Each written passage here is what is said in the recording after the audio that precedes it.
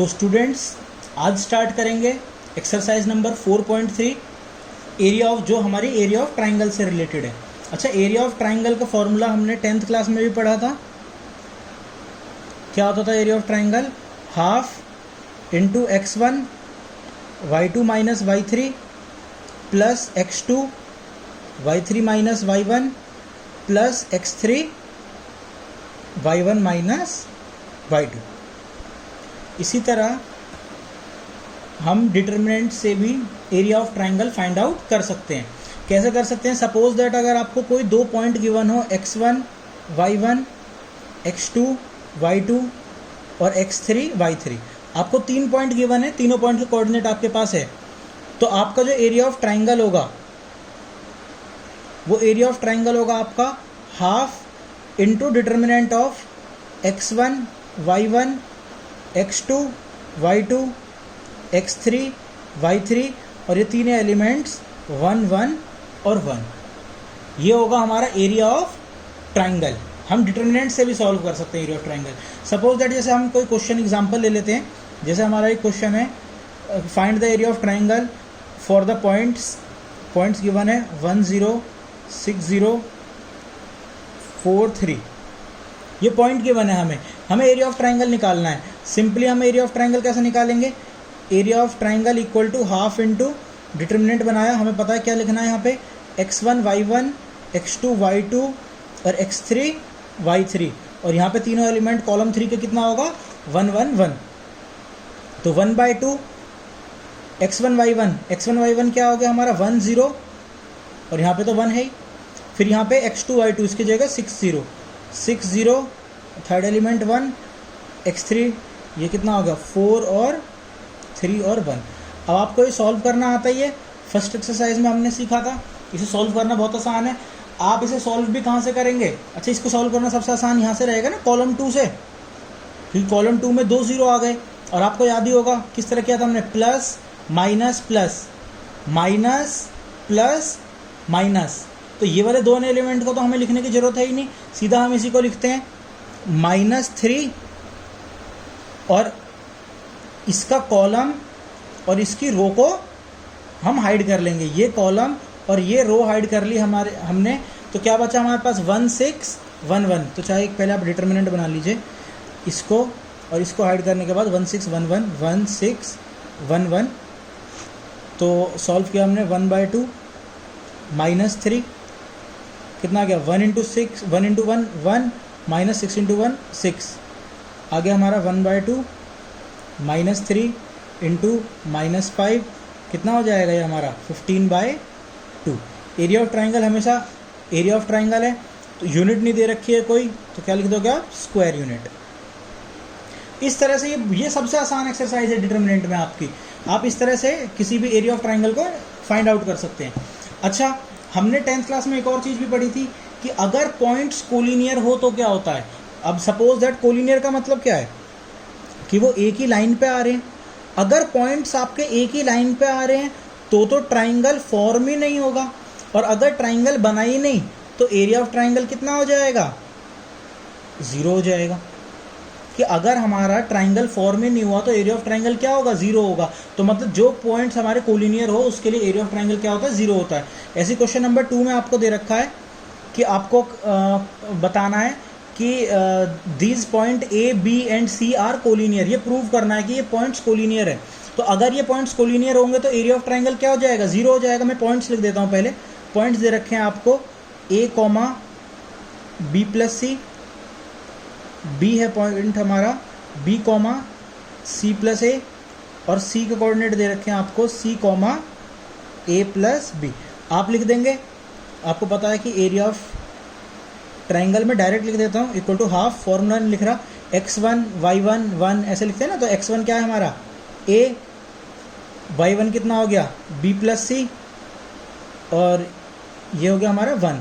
ऐसे ही सेकेंड वाला B और C + A और 1, थर्ड आ गया C और A + B और 1।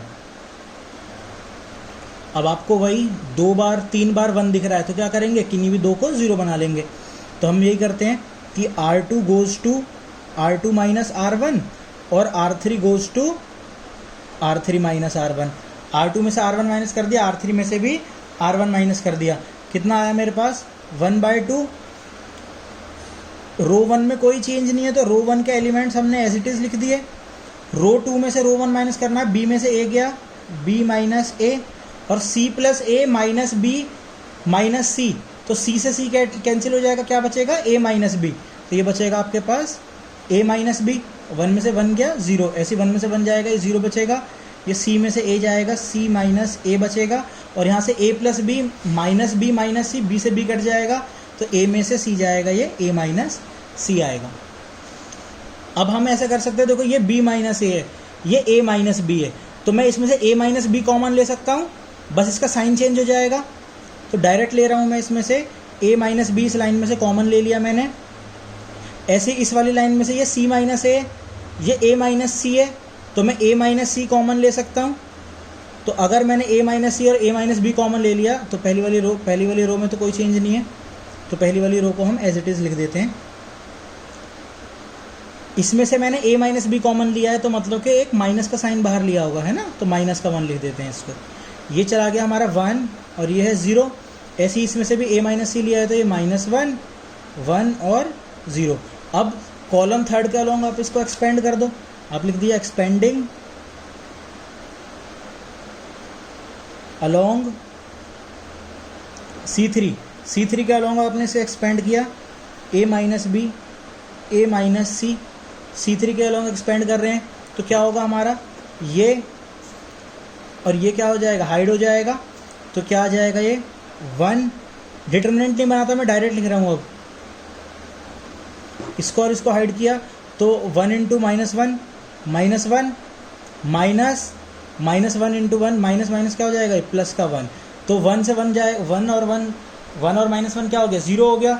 अब 0 मल्टीप्लिकेशन में तो ये सारा क्या हो जाएगा, 0 आ जाएगा। अब आपका area of triangle is 0, therefore points are collinear. हमें पता है कि अगर एरिया ऑफ ट्राइंगल 0 हो जाता है तो पॉइंट्स क्या हो जाएंगे, हमारे कोलिनियर हो जाएंगे। क्वेश्चन नंबर 3 हमारा ऐसे है। क्वेश्चन थर्ड देखते हैं। इसमें दे रखा है find the value of k, find the value of k if area of triangle is 4 square unit. आपको एरिया ऑफ ट्राइंगल, अब k की वैल्यू बतानी है। अगर एरिया ऑफ ट्राइंगल क्या है हमारा, 4 स्क्वायर यूनिट है, और आपको वो पॉइंट्स दे रखे हैं, है ना, तो उन पॉइंट्स में आपको क्या कर रहा है, सीधे सीधे आप उस पॉइंट्स को लिखोगे। आपको ये खुद करना है क्वेश्चन। आपको पता ही है कि एरिया ऑफ ट्राइंगल का सीधा सीधा फॉर्मूला लगा दोगे, x1 y1 1, x2 y2 1, x3 y3 और 1, और इक्वल टू में क्या लिख दोगे, 4। अच्छा बच्चों, एक चीज़ और ध्यान देना कि जो हमारे डिटर्मिनेंट की वैल्यू आती है, डिटर्मिनेंट की वैल्यू तो हमारी प्लस और माइनस दोनों आ सकती है, क्योंकि डिटर्मिनेंट तो पॉजिटिव भी हो सकता है, नेगेटिव भी हो सकता है। बट आपको पता होगा किसी भी चीज़ का एरिया कभी भी नेगेटिव नहीं हो सकता, एरिया तो कभी नेगेटिव नहीं हो सकता ना, तो इसलिए हम यहाँ पे +4 की जगह +-4 लेंगे, क्योंकि आपके डिटर्मिनेंट की वैल्यू 2 आ सकती है, या तो प्लस हो सकती है या फिर माइनस हो सकती है। यहाँ पे हाफ और लगा लेते हैं। तो आप सिंपली इसमें x1 y1 की वैल्यू पुट करके इसको क्वेश्चन को सॉल्व कीजिएगा। बाकी एक क्वेश्चन आता है हमारा क्वेश्चन नंबर 4, उसमें कह रखा है find the equation of the line joining the point 1,2 and 3,6। आपको एक लाइन की इक्वेशन बतानी है जो कि इन दोनों पॉइंट को ज्वाइन कर रहा है। अब मान लीजिए आपको सपोज दैट इन दोनों पॉइंट को ज्वाइन कर रही है कोई लाइन, तो मैंने एक पॉइंट मान लिया 1 2, दूसरा पॉइंट मान लिया मेरा हो गया 3 6 दे रखा है। मुझे थर्ड पॉइंट नहीं दे रखा, मैं थर्ड पॉइंट को मान लेता हूँ आपका x और y मान लेते हैं। आपको पता ही है कि एरिया ऑफ ट्राइंगल क्या होता है हमारा, half x1 y1 1, x2 y2 1 और x3 y3 और 1। एरिया ऑफ ट्राइंगल, अगर ये एक लाइन है तो एरिया ऑफ ट्राइंगल तो क्या होगा, 0, तो 0 equal to half. x1 y1 की जगह आपने ये लिख दिया 1 2, x2 y2 की जगह आपने लिख दिया 3 6, और इसकी जगह अपने x और y लिख रखा है। बाकी आप इसको सॉल्व करना आता ही है, किन्हीं भी दो को पहले 0 बना लीजिए और उसके बाद इसे सेम वे में प्रोसीड कर लीजिए। आप इसमें डायरेक्ट भी सॉल्व कर सकते हो, लेकिन वही है कि अगर आपको 3 बार 1 दिखे तो हमेशा 2 टाइम्स उसको क्या बनाए, 0 बनाए। तो ये एक्सरसाइज बच्चों बहुत ईजी एक्सरसाइज है, एरिया ऑफ ट्राइंगल। कोई क्वेश्चन अगर इससे आता है तो आपके ये फ्री के मार्क्स हैं, इसको आप सबको बना लीजिएगा। अब हम अपने अगले टॉपिक पे चलते हैं, that is minor and cofactor. तो एक्सरसाइज 4.4 इसमें हमें पढ़ना है माइनर और कोफैक्टर्स। सबसे पहले हम बच्चों माइनर निकालना सीखते हैं। अब जैसे सपोज दैट हमें कोई मैट्रिक्स गिवन है, जैसे मान लो ए मैट्रिक्स गिवन है मुझे, 3x3 ऑर्डर की है, तो मैं इसको ऐसे लिखते हैं ना, रिप्रेजेंटेशन कैसे करते हैं, A11, A12, A13, A21, A22, A23, A31, A32, A33, ऐसे जनरली रिप्रेजेंट करते हैं हम मैट्रिक्स को। अच्छा, माइनर को किससे रिप्रेजेंट करते हैं? आप जैसे मान लीजिए मुझे सपोज दैट इसका डाटा ले लेते हैं कोई भी, 1 0 0 0 1 0 0 0 1, ये मेरे पास कोई मैट्रिक्स आ गई है। ये आपकी बुक का ही क्वेश्चन नंबर 2 का फर्स्ट पार्ट है। अब मेरे को क्या कहना है इसमें कि सब मुझे माइनर निकालना है ना। माइनर, जैसे मुझे माइनर देखो कैसे निकालते हैं, M11, M11 मतलब फर्स्ट रो के फर्स्ट एलिमेंट का। तो इसका माइनर क्या होगा, आप ये कॉलम और इस रो को, इस कॉलम और इस रो को क्या कर लोगे, हाइड कर लोगे।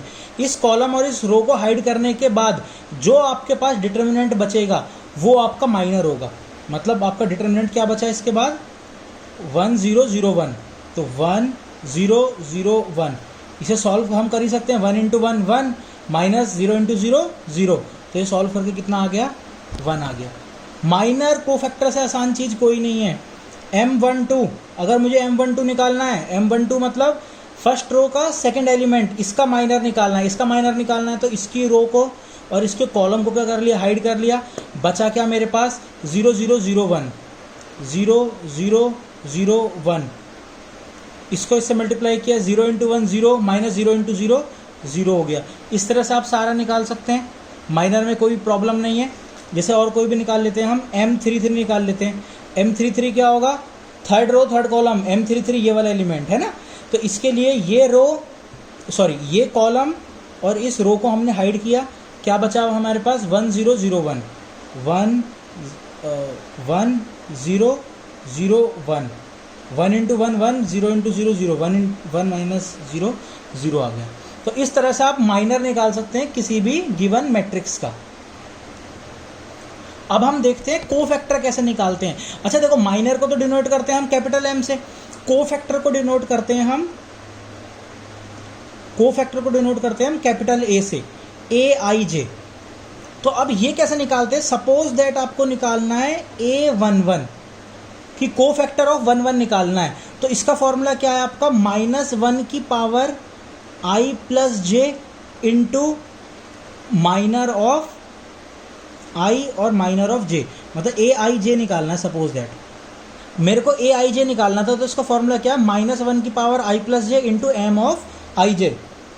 दैट मीन्स A11 निकालना है, -1 की पावर 1 + 1 इंटू M11, -1 की पावर 1 + 1 कितना हो गया, -1 की पावर 2, तो ये कितना आ गया, पॉजिटिव। M11 कितना है आपका, M11 क्या निकाल रखा था, 1, तो ये कितना आ जाएगा, 1 आ जाएगा। ऐसे अगर आप A12 निकालते हो, A12 क्या हो जाएगा, -1 की power 1 + 2 into m of 1 2, minor 1 2, तो -1 की पावर 1 + 2 कितना हो जाएगा, 3 ऑड है तो कितना आएगा, माइनस का साइन आएगा, -1 इंटू M12, M12 कितना था, 0, -1 × 0 कितना आ जाएगा आपका, ये 0 आ जाएगा।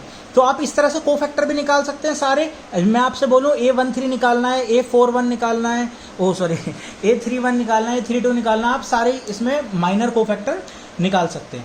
अच्छा, एक चीज़ देखेंगे, जब भी हमें कोई डिटर्मिनेंट दे रखा होता था, हमें डिटर्मिनेंट निकालना होता था किसी मैट्रिक्स का, 1 2 3 4 5 6 3 2 1, हम जब सिंपली हमने एक्सरसाइज 4.1 में क्या पढ़ा था, कैसे निकालते थे हम डिटर्मिनेंट, कि अगर मैं कॉलम 1 के अलॉन्ग निकाल रहा हूँ तो 1 इंटू इसको और इसको आप हाइड कर लेते थे, क्या बचता था यहाँ पे 5 इंटू 1 6 इंटू 2, ये क्या है आपका माइनरी तो है ये एक तरह से, तो क्या होता था ये M11 प्लस, और फिर यहाँ पे माइनस का साइन आप क्या करते थे, अच्छा कॉलम 1 के अलॉन्ग निकाल रहे हैं तो 2 माइनस का 1 इंटू